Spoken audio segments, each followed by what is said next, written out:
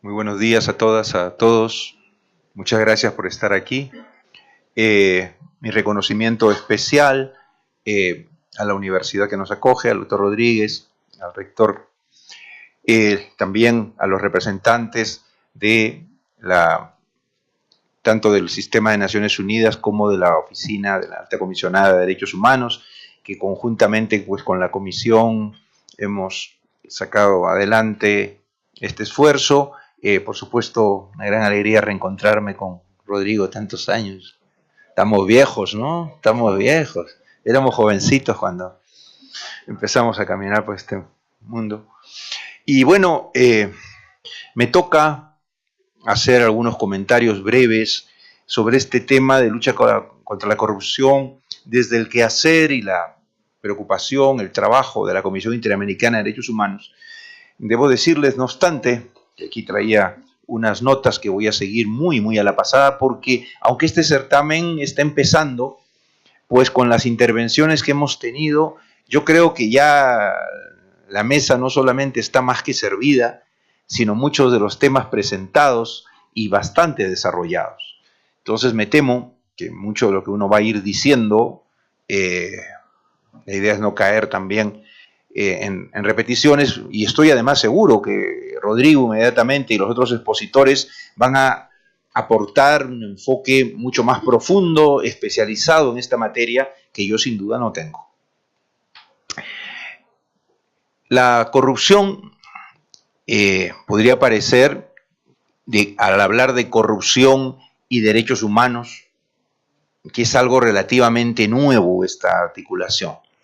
La corrupción es un fenómeno complejo, multiofensivo en lo social, en lo económico, en lo político, que afecta la institucionalidad democrática y la gobernabilidad en el plano político, que debilita las instituciones y la credibilidad de las mismas y la legitimidad de las autoridades y los gobiernos, que afecta la independencia judicial, todo ello en el plano institucional, pero que también incrementa las brechas de desigualdad y pobreza, mantiene más pobres y excluidos a los pobres porque no van a recibir de parte del Estado el destino de los recursos que deberían atender, servicios públicos, mejoras en salud, educación, acceso al agua y a tantos otros servicios esenciales. Afecta incluso, dentro de la lógica del mercado, la competencia entre los agentes económicos, porque allí donde hay corrupción no hay una igualdad ni en la competencia ni en las oportunidades, ni en la carrera pública ni en la carrera judicial. En fin, entonces es un fenómeno que nos afecta a todos y que, digo, en el fondo puede parecer nuevo vincularlo a derechos humanos, y lo es como tema nuevo, pero sin embargo, si recordamos que hace algo más de un par de décadas se hablaba de esta tríade de democracia, derechos humanos y desarrollo. Pues bien, empiezo sosteniendo que para la Comisión la corrupción es un obstáculo que conspira y afecta a los derechos humanos, a la gobernabilidad y democrática y a las instituciones y, por supuesto, al desarrollo. Porque la corrupción favorece los intereses individuales mezquinos de unos pocos en detrimento del interés colectivo, del bien común, de las aspiraciones de avanzar respecto a superar la desigualdad, la injusticia, la lucha contra la impunidad. La Comisión empezó a tocar de alguna manera complementaria en informes de los últimos años referencias a la corrupción, ya en informes sobre la situación de los defensores y derechos humanos y su criminalización, algunos desde el 2012, otros en el 2016, el crimen organizado respecto a la niñez y la violencia. En los informes más recientes sobre situaciones de derechos humanos en México, Guatemala, Honduras, acabamos de hacer una visita al Brasil, una visita in loco, y ya el tema específico de la corrupción empieza a tener dentro de nuestro quehacer algún tipo de referencia más puntual por este efecto que tiene en diversos ámbitos económicos, sociales y políticos.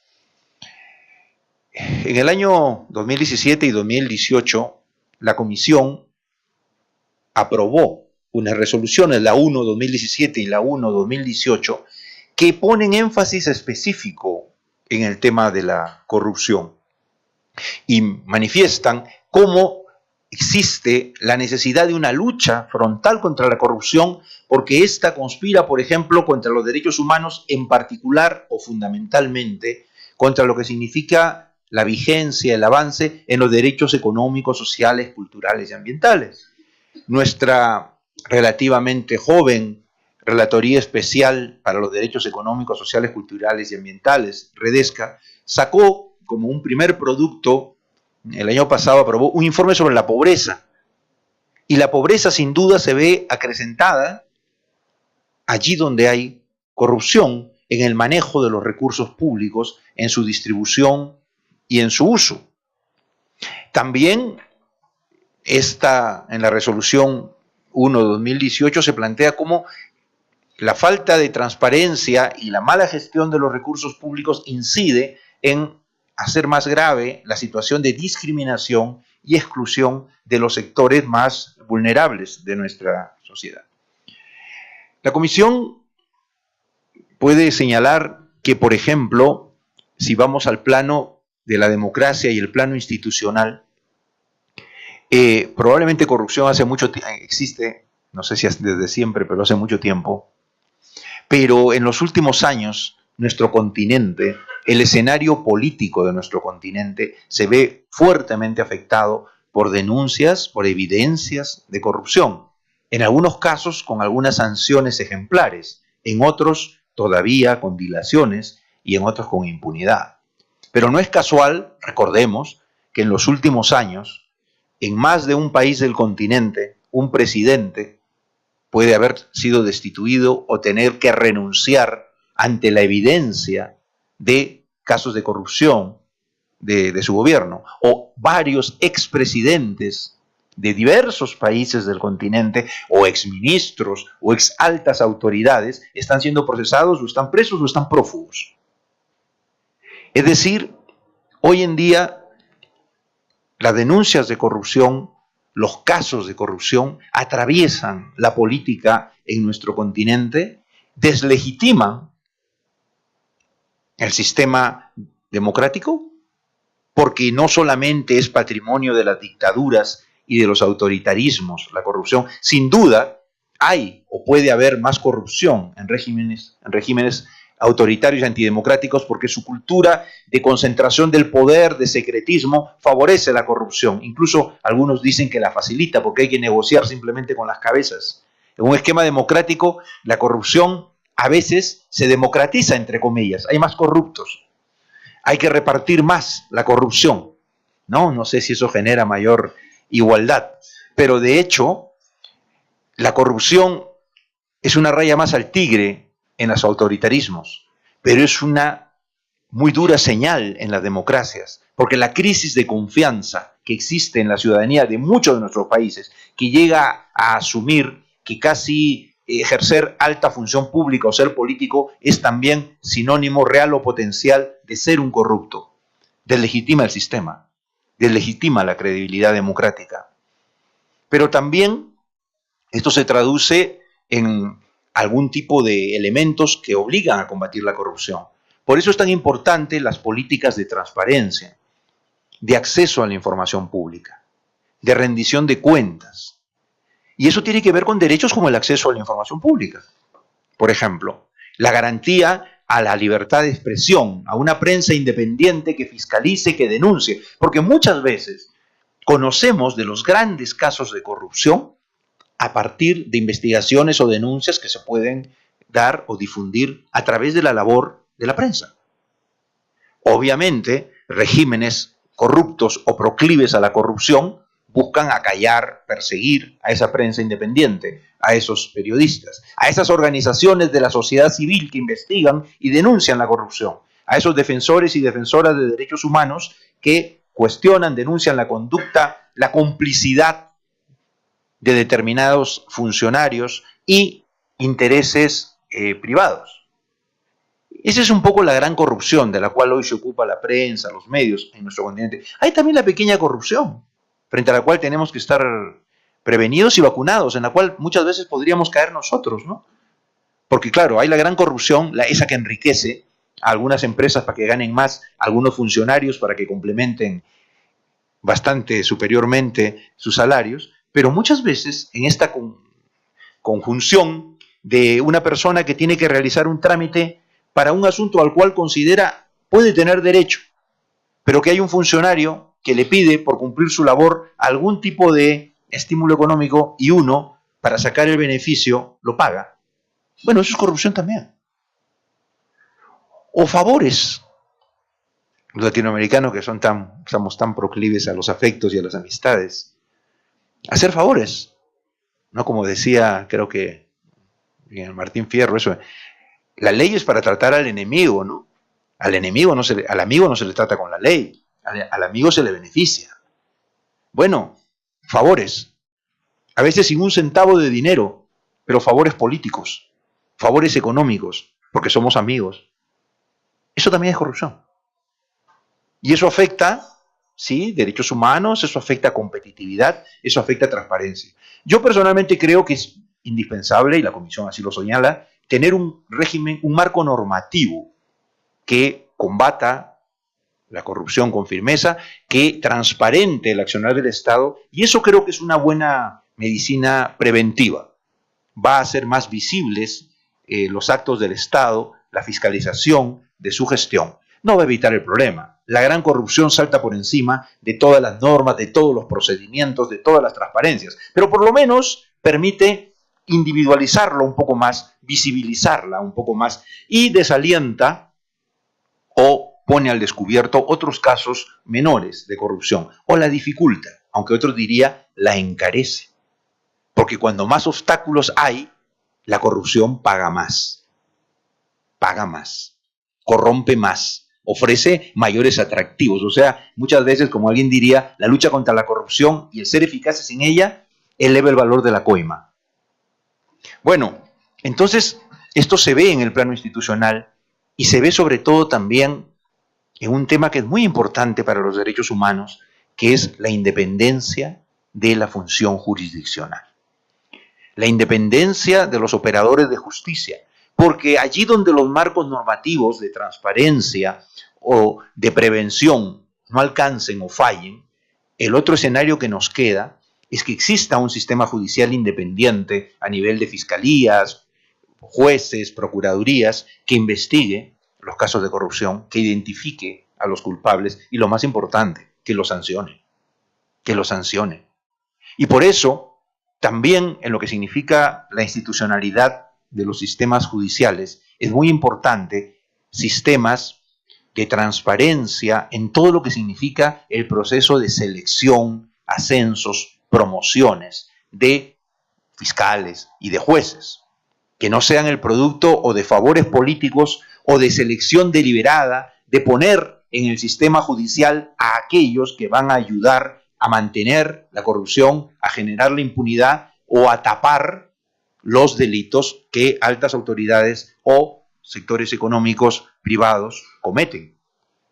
Transparencia, entonces, en las estructuras, en los sistemas de nombramientos, pero también en lo que significa independencia judicial en el desempeño de la tarea.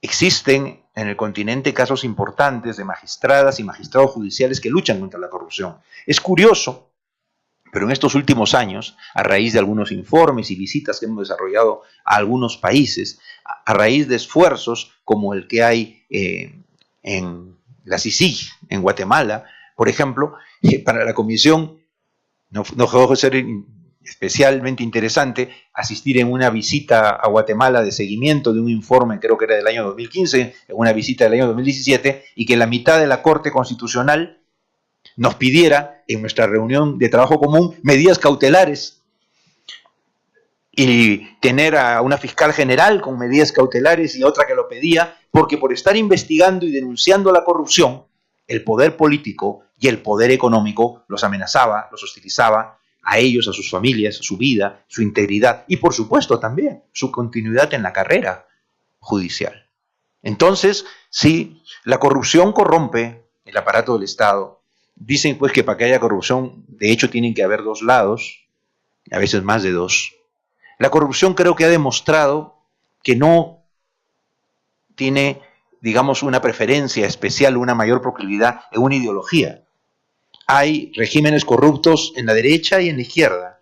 Hay mucha gente que la hemos conocido en una lucha muy firme contra la corrupción, pero siendo un poco desconfiado, yo les decía a veces, sí, claro, pero muchos de los que denuncian es porque no han tenido la oportunidad de gobernar o no han tenido la oportunidad de ser corruptos. Cuando tengan la oportunidad, ahí los vamos a ver. Porque lo que va a evitar, porque la tentación de quienes corrompen para ganar más o para obtener un beneficio, se dirige contra cualquier gobierno de turno y contra cualquier funcionario que ocupe el cargo. No distingue. No distingue, porque lo que quiere es obtener un beneficio indebido, obtener una ganancia, y está dispuesto a corromper a quien tiene que decidir. Y la experiencia, insisto, indica que la ideología no vacuna. No vacuna. En ese sentido, hay un elemento que tiene que ver con una formación moral, una formación ética, un compromiso personal del funcionario, de la funcionaria, que pudiendo incluso tener necesidades, se rehúsa a ceder ante la tentación o ante el ofrecimiento de la corrupción, que puede solucionar su vida en el plano material o la de su familia. Muchas veces algunos dicen, no, yo no lo hago por mí, lo hago por el futuro de mis hijos. Sí, claro, se ha escuchado en muchos países, mucha gente, yo no he tocado nada. Es para la educación de mis hijos, es para que tengan una oportunidad, para que vayan a una universidad mejor, para que estudien en el extranjero.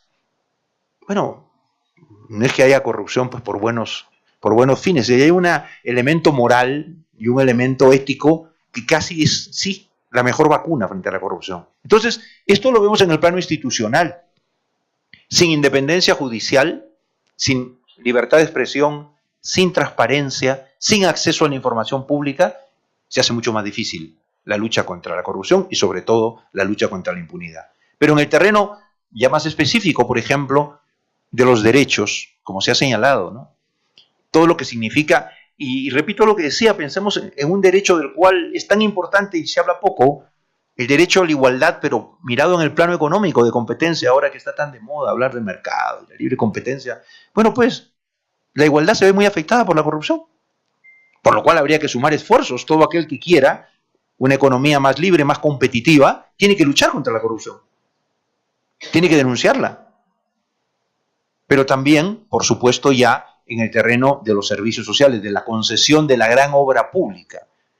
El encarecimiento, muchas veces, como ahora mucha de la obra pública se privatiza, el encarecimiento ilícito de obras públicas concedidas para dar mayor ganancia a aquella empresa concesionaria, bueno, a quien perjudica, porque no es que los funcionarios le están pagando de su bolsillo, les están pagando más con cargo a los recursos públicos, a los impuestos, aquellos recursos que deben destinarse a la salud, a la educación, al bienestar, al saneamiento urbano, al agua, en fin. Entonces, ahí hay una afectación directa a los derechos humanos, que incrementa, como decía, la desigualdad, la marginación.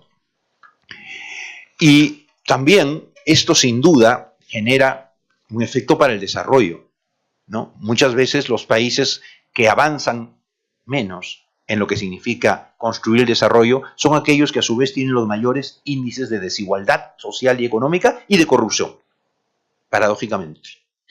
O sea que esa corrupción acrecienta la desigualdad, la marginación, la discriminación, la pobreza.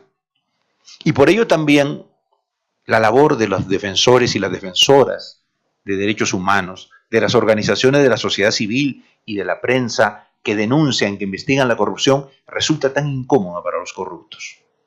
Por eso, todavía en nuestro continente se asesinan a periodistas que muchas veces han denunciado la corrupción o a altas autoridades involucradas en la corrupción, se persigue y criminaliza a defensores de derechos humanos o se les asesina cuando denuncian casos de corrupción en algún tipo de concesiones o autorizaciones indebidas de empresas extractivas o de obras públicas.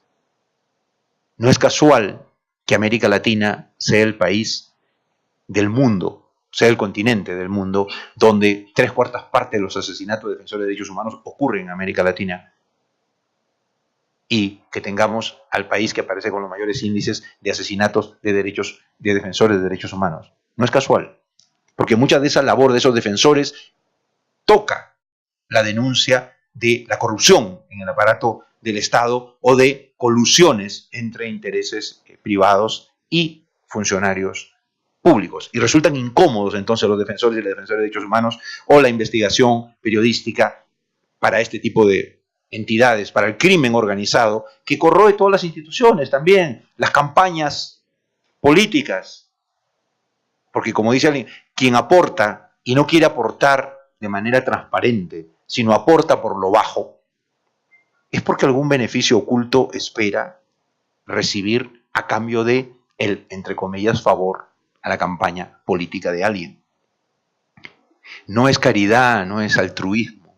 Si no hay nada que ocultar, se hace abiertamente. Por lo demás, a veces las grandes corporaciones aportan para todos los candidatos con éxito, que quieren estar bien con todos, con el que gane.